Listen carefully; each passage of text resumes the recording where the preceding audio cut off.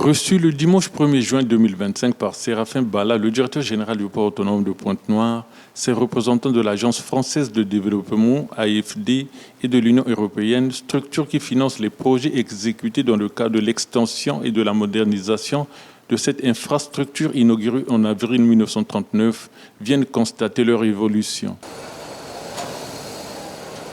Le terminal à conteneurs, les quais multifonctions, multivrac, les ports de pêche industrielle et artisanale ont permis à cette délégation de saluer l'avancée des projets entrepris dans le cadre de ce partenariat. De grandes satisfactions, d'une part parce que les infrastructures sont effectivement réalisées, elles sont présentes, elles permettent effectivement d'aller dans le sens du plan directeur du port. Donc ce sont des investissements qui sont programmés et qui sont portés à terme et qui, disons, répondent à une logique, une vision qui a été bien réfléchie, parce qu'on voit ici les nouveaux terminaux qui devraient voir les jours dans pas très longtemps et qui a aussi rendu possible grâce à ces investissements qui ont été réalisés par les ports avec le soutien de l'AFD et de l'Union européenne. Les activités portuaires génèrent forcément un impact. Il y a des activités de maintenance, de dragage qui sont nécessaires. Donc il y a un gros travail qui a été accompli par les ports, par son département QHSE et que nous avons pu soutenir également avec l'appui de l'Union européenne. Je crois que désormais les ports disposent d'une vision assez claire de la gestion,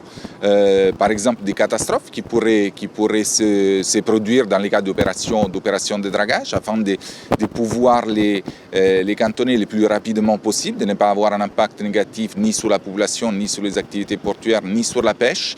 Il y a des équipements qui sont en cours d'acquisition, qui devraient, je pense, arriver prochainement, qui permettront d'avoir des interventions très rapides. Il y a des tests qui seront réalisés d'ici la fin de l'année, si j'ai bien compris, pour pouvoir se mettre dans une situation de crise et d'intervention. Donc effectivement, les sujets environnementaux sont très importants et je crois que le port les a intégrés parfaitement dans son plan de développement.